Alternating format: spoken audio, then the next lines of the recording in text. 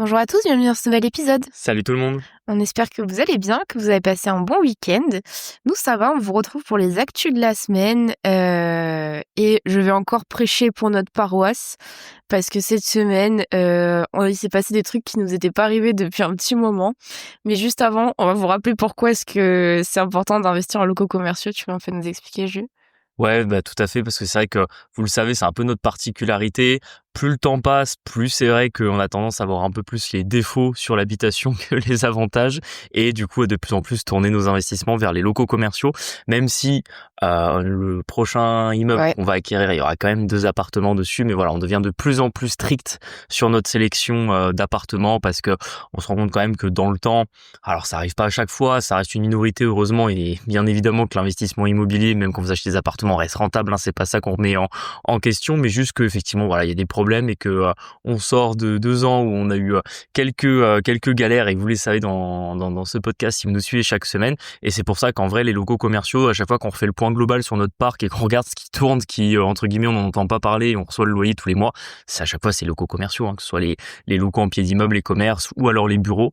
Et c'est pour ça qu'on a décidé de ressortir une masterclass sur le sujet avec nos meilleurs conseils et toutes nos stratégies sur comment du coup nous on a fait, comme on est arrivé à investir en locaux commerciaux, quelles sont les différences par rapport à l'habitation et surtout quelle méthodologie vous devez appliquer si jamais vous vous intéressez à ce type d'investissement, que vous souhaitez soit vous diversifier, soit même commencer l'investissement immobilier directement par les locaux commerciaux. Donc si jamais ça vous intéresse, vous avez le lien en bio pour vous inscrire et vous recevrez ça directement sur votre mail.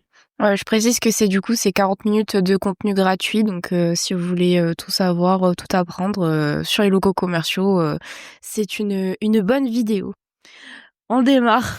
Cette semaine, elle a été, Épuisante. ouais, je sais pas. En fait, chaque semaine, il nous arrive des dingueries, vous voyez? Et je me dis: «On tient quand même un podcast depuis quoi? Depuis, 2 ans, 2 ans et demi, allez 2 ans». Chaque semaine, il nous arrive des dingueries, on est même pas obligé d'inventer des trucs tellement qu'il nous arrive, plein de trucs rocambolesques. C'est vrai que parce que quand enfin, désolé, je te coupe dans ta phrase, mais c'est vrai que au bout d'un moment, quand vous avez un podcast, vous dites putain, si ça se trouve, à un On moment aura donné, on plein saura plus quoi d'idées, raconter, on ouais. n'aura plus d'anecdotes, on aura fait tous les sujets. Et en fait, chaque semaine, il nous arrive des trucs. Ou même quand depuis le début de l'année, on a lancé un peu ces 2 épisodes où le lundi on fait les actus et le jeudi on vous fait un épisode un peu plus voilà de Sujet type ouais. IMO, quoi. Ouais, c'est ça, c'est un truc moins sur l'immédiat de ce qui nous arrive. Et tous les lundis, on a quasiment systématiquement des trucs de fou à vous raconter. Exactement. Déjà la semaine dernière a commencé, moyennement, c'est-à-dire que je suis revenue de Rome, pardon, dimanche soir. C'est pour ça que vous avez vu l'épisode que mardi, d'ailleurs on s'en excuse un peu pour le délai. Mais, lundi du coup, j'avais rendez-vous pour faire un état des lieux, de sortie. Et pour la faire courte, en gros, c'était un locataire, on n'en a jamais trop parlé ici, mais on avait eu quelques soucis avec lui. C'était un locataire, qu'on avait mis en location, je pense, en janvier 2024. Et bon, c'est quelqu'un qui a perdu pied visiblement dans sa vie. Il a été interné, pendant, 1 an et demi, un truc comme ça. Et du coup, bah, c'est quelqu'un qui, du coup, a été mis sous curatelle renforcée et du coup, je devais, avec son assistante sociale, faire, un état des lieux de sortie.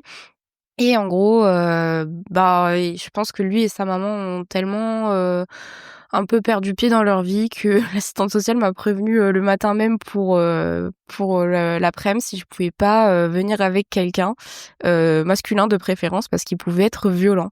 Donc autant vous dire que j'étais là: «Bon, bah, je pense qu'on va pas le faire». Du coup, l'état des lieux, donc ce que j'ai proposé, c'est de faire un état des lieux, par huissier, à leurs frais bien évidemment. Ou sinon m'envoyer les clés par LRR et c'est moi qui ferai l'état des lieux toute seule et c'est ce que j'ai fait en fin de semaine. Bon l'appart il est pas dans un giga état, mais rien de trop grave donc plutôt contente quand même que ce locataire là soit parti et voilà, et vous laissez pas faire, dès qu'il y a quelqu'un qui est problématique, vous pouvez demander à ce que ce soit fait par l'huissier. De toute manière, c'est dans son intérêt que l'état des lieux soit fait. Nous, on s'en fichait parce que sur celui-là, on avait pas un impayé, mais en gros, c'est quelqu'un qui avait des difficultés à faire ses papiers. Donc nous, on avait la visa en attendant que ses papiers soient régularisés. Et donc en fait, son intérêt à lui, c'était juste qu'ils rendent l'appartement. Donc moi, j'allais pas m'embêter avec eux. Je suis pas assistante sociale. Et voilà, c'était un peu le truc du lundi. Ouais, sachant que moi, valait mieux pas que j'y aille parce que sinon, il risquait de passer par la fenêtre. Ouais. Bah, violent, c'était pas eux qui allaient être violents. Enfin, Bah ouais, Dans non le mais sens où, en gros, genre, il y a pas de violence à avoir, quoi. non mais c'est exactement, On enfin, n'est je veux pas dire, des cow-boys. c'est un état des lieux d'appartement et puis en plus, tu sais, on en revient toujours, tu sais, c'est le réel qui a fait un peu un bad buzz qu'on a publié cette semaine où entre guillemets les gens se plaignent qu'on mette des critères pour choisir le locataire, mais le problème c'est qu'à un moment donné, euh, l'État, si au lieu de venir nous embêter à chaque fois sur tout un tas de sujets, en fait, il s'occupait des gens qui ont vraiment besoin d'aide, ça serait pas à nous en tant que locataires de devoir faire du social et de se retrouver avec des situations pareilles pour gérer des locataires parce qu'en soi bah nous on est juste bailleurs, on met à location un appartement, la personne doit nous le rendre dans le même état qu'elle l'a eu, là en plus dans un état strictement identique parce que le mec est resté à peu près 2 ans, donc bon il y a pas de raison que l'appartement ait des travaux d'entretien particuliers à faire dedans quand il s'en va, surtout que nous on avait refait un rafraîchissement juste avant qu'il rentre dedans, donc en fait quand tu reçois comme ça un mail d'une assistante sociale t'as juste envie de leur dire bah en fait vous vous débrouillez, de toute façon nous on est payé par la Visale, donc mandatez un huissier, débrouillez-vous, mais en fait si vous n'êtes pas capable de gérer ces gens et qu'en fait ils sont problématiques et qu'ils vont se montrer violents, bah en fait nous on se déplace pas quoi. Bah ouais. Moi c'est ce que je t'avais dit parce que tu m'avais dit le lundi, tu m'avais dit j'y vais pas, je dis bah, non bien Bah, en évidemment fait, que je j'ai eu n'y un va pas. doute parce On est payé par la Visale, il y a aucune raison qu'on fasse le moindre effort pour aller récupérer les clés si en plus ils vont se montrer soi-disant agressifs ou nerveux ou quoi que ce soit quoi. ouais, bah, c'est juste qu'en fait, il fallait que cette situation s'arrête, quoi. Donc, je m'étais dit: «Bon, c'est peut-être un moyen de le faire», mais en fait, tu as raison. Genre, au bout d'un moment, c'est pas moi l'assistante sociale, Ouais, mais bon, en plus, c'était une situation, tu vois, où nous, on était vraiment main payée, qu'on perdait de l'argent, je te encore dire, bon, bah, vas-y, notre intérêt, c'est de le récupérer après, et puis non. On est payé par l'État qui se débrouille, hein. Mmh. Qui se débrouille. Enfin, faut le dire, moi, je veux bien, en plus, si on suit strictement la procédure Visale, là, ce qui s'est passé, c'est que du coup, comme ils ont pas fait les papiers, nous, on a dû déclencher la Visale. Donc, Visale, ils ont pas trop cherché à comprendre non plus. Ils ont poussé la procédure jusqu'au bout. Donc, il y a eu un jugement du tribunal judiciaire et il y a eu un avis d'expulsion qui a été émis par un huissier de justice. Bah, l'huissier a qu'à se déplacer pour aller faire l'état des lieux avec eux, en fait. Pourquoi l'assistante sociale, c'est vers nous qu'elle vient, tu vois? Pourquoi c'est nous, bailleurs, qui, encore une fois, devons leur sauver les fesses avec quelqu'un dont visiblement ils n'arrivent pas à s'occuper quoi. Surtout que c'est un peu bizarre parce que du coup, pour l'huissier, elle m'a dit ils avaient pas voulu, mais en fait, quand t'es sous curatelle renforcée, je crois que c'est pas trop toi qui a à dire pour les sous, non? C'est pas ça? Le problème c'est que t'as dit curatelle renforcée tout à l'heure, je t'ai pas repris mais je suis pas sûr que ce soit une... Ah si, c'est sûr. C'est écrit dans les courriers, c'est Ah pour ça ouais, que parce qu'au début je te dis ça. c'était un mandat de protection Oui, des des majeurs, majeurs, c'était un truc mais en là, du coup, protection. c'est Maintenant c'est curatelle. ouais, c'est curatelle Ok, bah renforcée. effectivement normalement curatelle renforcée, c'est pas toi qui signe les papiers, c'est pas toi qui vois l'argent donc. C'est pour ça, donc j'ai pas trop saisi. Je crois que c'est la maman qui est un peu, comment tu dis, contrôle freak derrière, qui veut tout savoir. Donc écoute, Bref, c'était voilà. la petite anecdote début de semaine. Exactement. Tu veux nous parler du coup de ta semaine à toi, Jus? Ouais. Ta Bon, fin de semaine, je dirais moi, je plutôt. savais que ça allait être une semaine un petit peu chargée. Bon, comme vous le savez, on a notre projet là avec les 9 apparts où visiblement ça tire un peu dans le temps en termes de problématiques. Et on avait une entreprise qui devait s'occuper de l'extérieur, mais ça, son devis avait été validé déjà depuis le mois de mars, je pense. Ouais, c'est ça. Et en gros, ils ont tardé, ils faisaient petit bout par petit bout. Heureusement, on avait juste payé, je crois. C'était 500 d'acompte? Ouais, je crois qu'on a dû payer 700 € d'un compte, un truc comme ça. Vraiment, un acompte pas très élevé, et en fait il devait s'occuper de l'extérieur, donc il devait aménager un petit peu l'espace vert, retirer les mauvaises herbes, il devait nous mettre pas une clôture mais on va dire une séparation avec des panneaux que vous avez dû voir sur les photos sur le compte Instagram. Bref, il y avait plusieurs trucs qui étaient prévus, il devait nous débarrasser aussi de plusieurs gravats parce qu'en fait il y avait eu un muret à casser sur le terrain. Bref, il y avait pas mal de choses qu'il devait faire. C'était cette même entreprise qui avait pas rebouché la tranchée cet été parce qu'ils étaient partis en vacances et qu'on avait dû le faire nous-mêmes pour le rendez-vous avec Enedis. Donc je peux vous dire que déjà on était un petit peu fâchés avec eux, et en fait vu qu'ils ont pas du tout rempli le cahier des charges qu'on s'était fixé ensemble, très clairement on les payera jamais. Moi ça finit par me gonfler et j'avais dit à Marie, tu sais quoi, ce terrain depuis le début on va en faire un parking.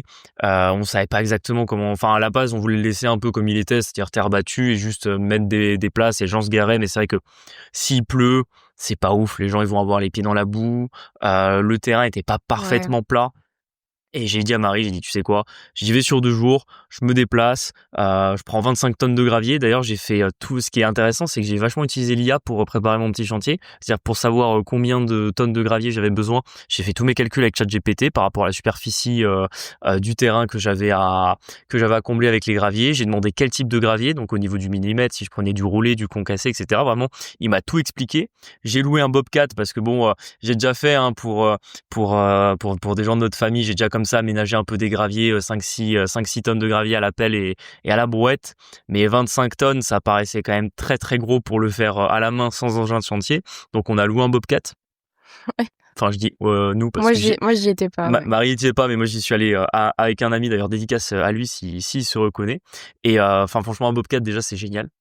Ceux qui sont dans le BTP Ça doit être un ou truc d'homme parce que moi je vois pas trop le d'elle, mais franchement Julien et Fabien avaient l'air vraiment ravis. c'était vraiment marrant. Déjà ça, c'est-à-dire que ça se conduit vraiment comme un char. Genre tiens en gros t'as 2 leviers de chaque côté pour faire avant-arrière. Tu peux faire rouler les roues. Enfin en gros tes roues droites peuvent par exemple aller vers l'avant pendant que tes roues gauches vont vers l'arrière pour pivoter sur toi-même, tu vois. Donc en fait c'est super marrant. En plus du coup t'as une benne que tu lèves. Par exemple on avait la problématique, il y avait des gravats à enlever, il y avait des espèces de bouts de mur qui faisaient une centaine de kilos. Et comme j'habite loin, j'avais la flemme de venir avec une remorque pour les évacuer à la déchetterie. Donc ce que j'avais fait, c'est que j'avais été malin, j'avais mis une petite annonce sur le Bon Coin pour essayer de trouver quelqu'un qui avait pas une remorque qui voulait me les apporter à la déchetterie. Le problème, c'est que j'avais sous-estimé la taille et le poids que ça faisait. Et le mec qui devait me les évacuer, il s'est ramené avec une perceuse pour les casser. Autant vous dire que c'était kéron avec béton plus briques en dessous. Il a pas fait Autant vous dire qu'à la perceuse, on allait y passer l'après-midi. Du coup, moi, qu'est-ce que j'ai dit? J'ai dit, c'est pas grave, on a 4-5 tronçons de muret à casser. Ce que je vais faire, on va en mettre un par terre en perpendiculaire. Je mets l'autre dans le godet, je le lève à 2 mètres, je le laisse tomber et ça va le casser net. Au début, ils me regardent, ils font non, mais ça marchera jamais ton truc, etc. Je le fais premier coup, ça les casse nickel en 2. Et c'est ce qu'il fallait parce qu'une fois qu'on les cassait en 2, ça faisait 20-30 kilos, on pouvait les mettre dans une brouette et les évacuer facilement. Donc déjà, on s'est régalé à péter des bouts de mur avec le Bobcat.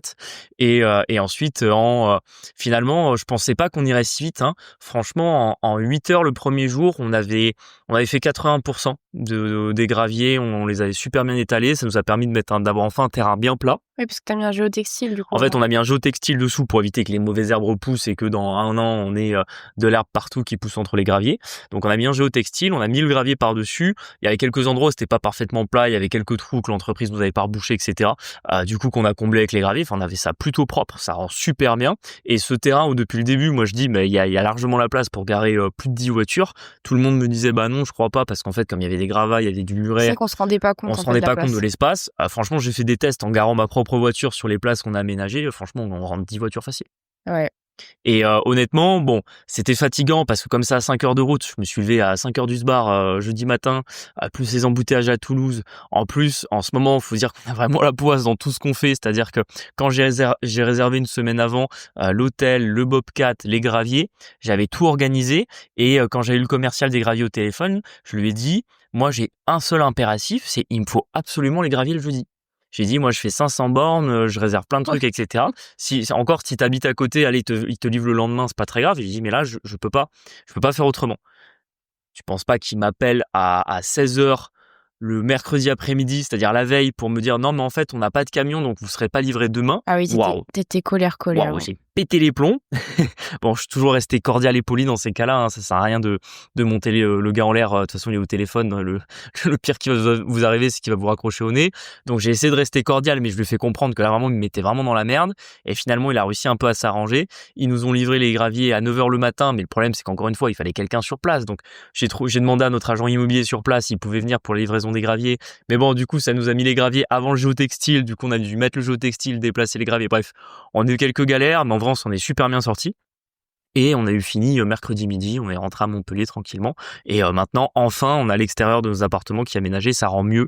Surtout que ce projet, on commence à se poser la question si on le vendrait pas parce qu'on a de la plus-value latente dessus, du cash à récupérer. Et il est loin, en fait. En fait, c'est loin et dès qu'il y a la moindre truc, faut toujours se déplacer, etc. Même si bon, mais du coup sur place, on commence à avoir quelques artisans, ouais, ça y est, là, on commence à faire voilà. On commence à avoir notre petit cercle sur place, mais c'est vrai qu'on se dit est-ce que voilà, on tournerait pas la page de ce projet qui nous occupe depuis 2 ans pour repartir sur autre chose. Et là, en tout cas, maintenant, on a un extérieur stylé. Et puis même pour les locataires, c'est beaucoup mieux. Ouais, c'est mieux, quoi. C'est mieux. Donc voilà, c'était une semaine fatigante, mais je suis content de l'avoir fait. Et franchement, je t'avoue que quand j'ai eu le résultat à la fin, j'étais satisfait. Franchement, c'est vrai que moi, j'étais super impressionnée. Bravo, vous Mais deux. tu sais, ce qui m'a trop fait rire, c'est que du coup, quand j'avançais au fur et à mesure, forcément, maintenant, comme on a Instagram, etc., je me suis forcé à prendre des photos, des vidéos. Il avait obligation j'en prenais de plein, prendre des je les photos. prenais en tous les sens, etc. Et je les envoyais à Marie en me disant, bon, ben voilà, ça fera du contenu pour Instagram, etc. Et en fait, vraiment, je mets le résultat final et vraiment, genre, je t'envoie les photos et vidéos. Et vraiment, genre 20 minutes après, je reçois un texto de ma mère qui dit franchement super le parking, t'as fait ça super bien. Et tu sais, pendant une fraction de seconde, je me dis comment ma mère elle sait qu'on a fini. Ah, tu mais vois. moi, je suis Albert Reporter, Ah en ouais, fait. ouais. Et en fait, Marie, dès que je lui ai envoyé une photo, une vidéo, boum, elle le publiait sur Instagram 2 minutes après. Donc ouais, vous aviez exactement en direct ce qu'on était en train de faire.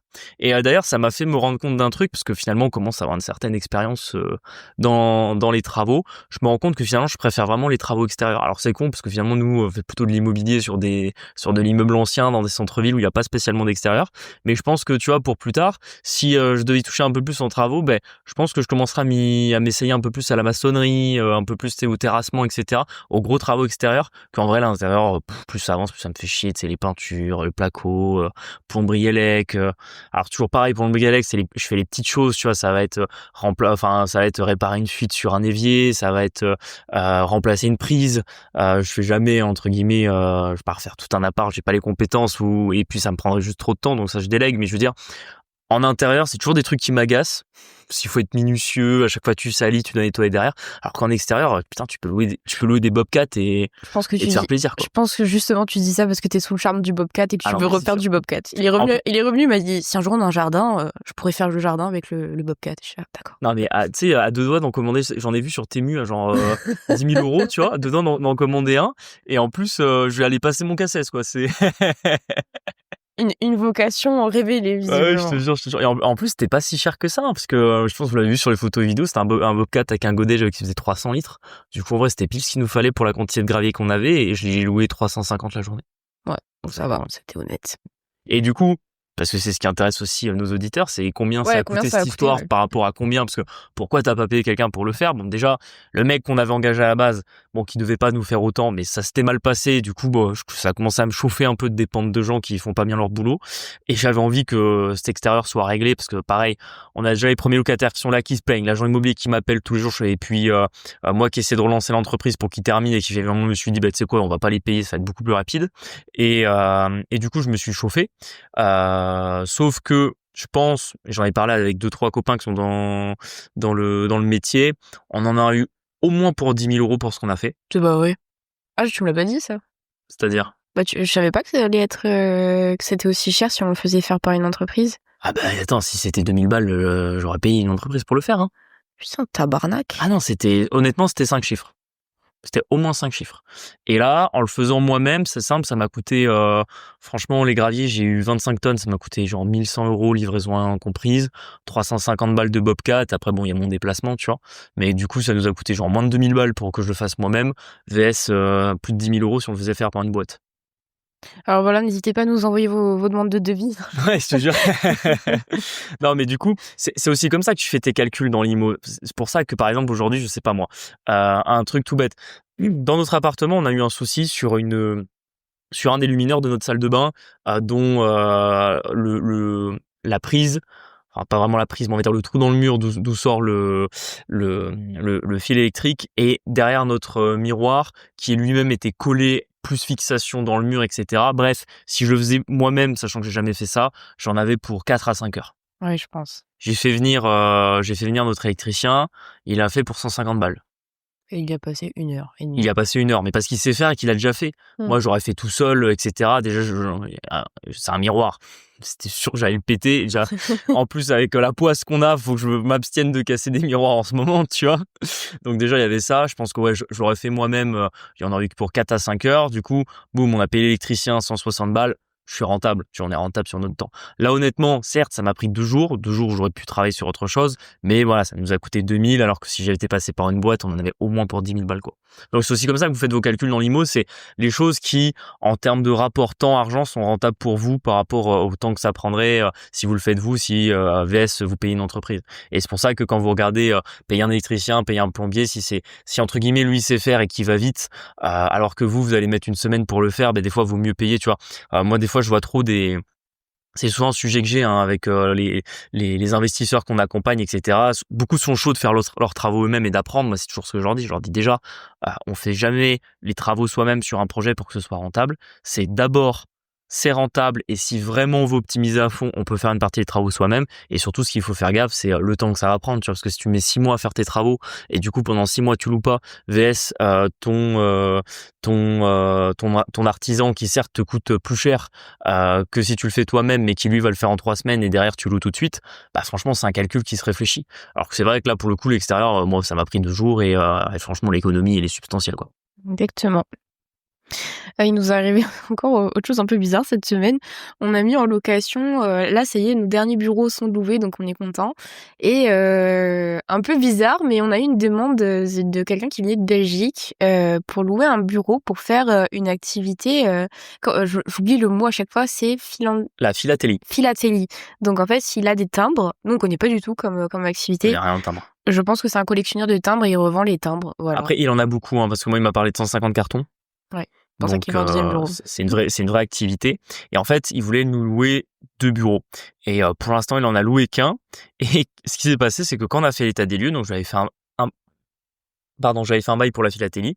Et quand il est arrivé pour l'état des lieux, il m'a dit, je vais commencer d'abord par l'activité de bien-être et peut-être que je ferai la philatélie après. Enfin, je sais pas, il était pas très clair confus, sur, ouais, il était un peu confus sur ce qu'il allait faire dans le bureau. Je vous avouer que c'est des beaux professionnels. Je suis pas très regardant sur les activités, les choses comme ça, parce qu'en fait, c'est une activité de bureau. Normalement, tu fais pas de dinguerie, enfin, sauf si trafic de drogue ou truc comme ça. Enfin, on le verra tout de suite si le mec a l'air chelou, tu vois. Mais je veux dire, sur des bureaux comme ça, tu peux autant avoir des psys, des infirmières, des associations. Là, on va avoir un streamer. Tu peux avoir des gens qui font de la vente en ligne. On a deux personnes, pardon, qui font de la vente en ligne dans ces bureaux. Donc, entre guillemets, il me dit philatélie, bien-être. Ok, mais c'est vrai que je bug un peu sur le bien-être, je me dis mais qu'est-ce qu'il va faire comme bien-être? Surtout que, bon, forcément, quand la personne vous dit bien-être, vous regardez à quoi ressemble la personne, c'est normal, et vous réfléchissez, et sur le moment, je me dis, Chelou. il y a un truc qui cloche. Il y a un truc qui cloche. Et c'est vrai que ça reste un peu dans notre tête. Alors, heureusement, son activité elle a commencé qu'au 15 octobre, donc on avait un peu de temps, mais c'est vrai que je dis à Marie, il va falloir qu'on se renseigne quand même un petit peu, parce que, On le sent pas. je le sens pas, et entre guillemets, c'est des bureaux, si c'était un local, tout seul, entre guillemets, j'aurais donné les clés, voilà. Vraiment, il fait ce qu'il veut, je m'en fous. Il peut même enfin, bon, après, il faut pas qu'on ait des problèmes avec non plus la police ou la mairie, mais je veux dire, en soi, il peut faire ce qu'il veut, je m'en fous. Là, on est dans des bureaux, on a d'autres professionnels, j'ai pas envie que les autres professionnels soient gênés par l'activité de quelqu'un, et que, entre guillemets, ça les fasse partir, parce que sinon, bah, nous, à la fin, on va perdre de l'argent. Du coup, je dis à Marie, écoute, va quand même falloir qu'on se renseigne un peu. T'y retournes pour faire une visite, c'était quand? C'était hier, du coup? Ouais, c'était hier. Tu Pour, m'envoies pour une thérapeute pour enfants. une thérapeute pour enfants. C'est chaud, je trouve. Et du coup, tu prends la photo de son activité, tu me l'envoies, et en fait, sur son prospectus qu'il avait mis à l'entrée des bureaux, il y avait marqué... Je l'ai quasiment sous les yeux. C'était découverte de soi, naturisme, tantrisme, corps et esprit. Découvrez nos massages, découvertes, tantriques, naturistes, corps et esprit. Nous vous accueillons du lundi au samedi. Et je me suis dit, what the fuck. Voilà, donc bon, je sais pas si vous savez un peu ce qu'est ce type d'activité, en tout cas vous devez en avoir une vague idée. Sachez que c'est exactement les publicités que vous avez quand vous allez dans, je sais plus, il y a une rue à Paris où tu sais, il y a tous les bars là avec les femmes asiatiques qui font ce genre de choses, tu vois. Peut-être, ouais. Donc moi j'ai tout de suite eu ça en tête, je me suis dit putain, tous les autres professionnels des bureaux, ils vont avoir ça en tête. J'ai dit ah non, c'est pas possible. J'ai arraché On peut le pas truc, laisser ça direct. Du coup, j'ai dit à Mary, je dis tu retires ça. Et direct, j'ai appelé le gars, je lui ai dit écoutez, c'est pas possible, fassiez votre activité. Il m'a dit ok, il a été pro, tu vois. Moi, je m'attendais qu'il me dise bon ben je vous rends le bureau et y a pas de souci. Honnêtement, je récupérais les clés, j'ai pas envie de dire, enfin ça va être source de problème ce truc. Et au final, il m'a dit non mais en fait c'est vous qui avez raison, je vais rester sur la philatélie qu'on avait dit, donc l'activité de timbre. Et ça, je le ferai ailleurs. J'ai dit ouais, mais j'ai dit surtout dans la ville, prenez un local, faites ce que vous voulez ailleurs. J'ai dit mais là il y a des bureaux et justement toi t'as fait une visite pour une thérapeute pour enfants. Vous imaginez dans la salle d'attente les 2 salles, 2 ambiances qui vont attendre pour 2 activités dans 2 bureaux côte à côte quoi. Ouais, exactement. En fait, heureusement, en plus, je l'ai enlevé, mais peut-être 30 secondes après, la dame, elle m'a appelé parce qu'elle était devant pour faire la visite et j'étais là. Ah, comme quoi. Après, moi, j'aurais aimé qu'il soit honnête parce que sur le moment, on lui avait demandé c'est quoi comme activité de bien-être. Et en fait, il a un peu botté en touche. Vu qu'il était un peu confus d'une manière générale, il a dit oh, bah, juste de bien-être, un truc comme ça. Et après, il est reparti sur autre chose. Et j'aurais aimé qu'il nous le dise quand même, tu vois. Ouais, donc bon, On va voir. Il est sur la sellette, mais on va voir. Ouais, après bon, là normalement j'ai mis les choses au clair avec lui. De toute façon, On le saura très là vite. c'est très simple. Hein. Honnêtement, moi j'ai aucune peine là-dessus. J'y vais, je change la serrure. Hein. C'est un bail professionnel. C'est pas une résidence principale. Je veux dire, les clés ça se récupère très très vite, surtout quand il y a ce genre de problème. Honnêtement, vu le bonhomme, on l'a quand même rencontré du coup, je pense quand même qu'il a une certaine honnêteté, qu'on n'aura pas d'autres soucis de ce type. Mais voilà, on a trouvé l'anecdote qui était drôle, plus de peur que de mal. On a de la chance que je pense que le papier, il avait dû le mettre le matin et toi tu l'as arraché l'après-midi, donc je pense pas grand monde l'a vu. Ouais. Mais si, de toute façon, si du monde l'avait vu, j'aurais reçu des appels, c'est sûr. Ouais, exactement. Tu voulais parler de l'augmentation de la fiscalité avec la flat tax. Ouais. Tabarnak. Exactement. Ça, c'était un petit sujet un peu en fin d'épisode que je voulais aborder avec vous parce que il y a beaucoup de gens qui ont espéré qu'on soit dans un pays où la fiscalité allait baisser. Et Je sais pas quel genre, plusieurs fois dans d'illusion l'année, ils sont. on m'a envoyé qu'il y avait un projet de loi où ils voulaient mettre en place l'amortissement sur les revenus fonciers. Alors, il y a eu différentes moutures. Ils ont essayé de faire en sorte de montrer que oui, on allait aligner le régime des revenus fonciers sur le LMNP, etc. Rien du tout. Et j'ai beaucoup de gens qui m'en ont parlé. La réalité, c'est que la fiscalité ne baissera pas en France, ou en tout cas, chaque fois qu'elle va baisser, ça va être Une contrepartie temporaire. quelque part, ouais. Et là, on a le parfait exemple de la flat tax qui est arrivée le 1er janvier 2018. Donc, c'est pas si vieux, je veux dire, ça fait 7 ans qu'on a la flat tax. On est à 30%. Alors, c'est beaucoup par rapport aux autres pays, c'est pas beaucoup par rapport aux autres impôts qu'on a en France. Donc, c'est vrai que les gens, quand vous leur parlez de la flat tax, 30%, c'est Ça presque, paraît ok, quoi. presque quand t'es français, tu dis, ah, ça va, c'est que 30%, tu vois, alors que 30%, c'est déjà énorme. énorme en soi. Et là, ils voudraient l'augmenter à 36%. Tabarnak. Ouais, ça, c'est pas bon, du coup. Donc, les cryptos, 36%, quoi. Ouais. Et ça, c'est hors contribution exceptionnelle sur les hauts revenus, qui pouvaient déjà te la faire monter à 36 avant. En fait, c'est Donc en fait là tu peux dépasser les 40% avec la contribution exceptionnelle sur les hauts revenus. Donc franchement c'est toujours pareil, ils vont être en augmentation de la fiscalité permanente. De toute façon, je vois beaucoup de graphiques en ce moment sur Instagram qui montrent que le niveau de prélèvement de prélèvement sur le travail, donc d'impôts, taxes et divers en France a déjà dépassé celui de l'Union soviétique dans les années 80, tu vois. Donc de toute façon, ça va continuer à augmenter. Ils sont pas capables de baisser la fiscalité parce que juste ils dépensent trop. Oui, après je sais pas trop ce qu'ils ont en tête. Là, on a encore changé de gouvernement. C'est qui? C'est Le Cornu, non, le Premier ministre? J'ai suivi, je crois. Le Cornu, il me semble. Et en fait, à part dissuader les gens de se distribuer des revenus et en fait de déclarer des revenus. Non, mais de partir à l'étranger. Bah c'est ça en fait. Ouais. Je pense que j'ai déjà vu des gars sur TikTok qui ont mis des trucs un peu drôles en mode j'ai quitté la France avant qu'ils aient augmenté la flat tax de 30 à 36%. Bah ouais, mais parce que d'un autre côté, en fait, ça devient tellement cher et en fait, pourquoi faire? Tu vois, tu vas te distribuer un peu d'argent. Au final, tu vas tellement payer que tu le vois même pas sur ton pouvoir d'achat, tu vois. Donc, complètement. Et pour moi, la conclusion là-dessus, c'est intéressez-vous à la fiscalité. Ceux qui sont pas à l'aise là-dessus, alors c'est pareil, hein, vous deviendrez jamais un avocat fiscaliste, hein, et c'est pas le but, et c'est pas ce que vous devez faire, mais intéressez-vous-y parce que il faut absolument que vous maîtrisiez à un minimum les bases de la fiscalité française, que vous compreniez dans quel régime vous devez être pour vos revenus, pour vos investissements, et que vous essayez au moins de jouer avec les règles du système, mais d'aller dans les régimes qui sont un minimum favorables pour vous, parce que sinon vous allez vous faire dépouiller. Ouais, exactement. Ce sera la conclusion de cet épisode. Yes. On espère que ça vous a plu. N'hésitez pas à vous abonner sur les plateformes, à nous mettre 5 étoiles, ça nous aide au niveau de l'algorithme. À nous retrouver sur Instagram, qui est le Boomer Dream et la Flouserie. On vous partage un peu notre quotidien d'investisseur. Et on se dit à jeudi pour un prochain épisode. À bientôt, ciao. À bientôt, ciao.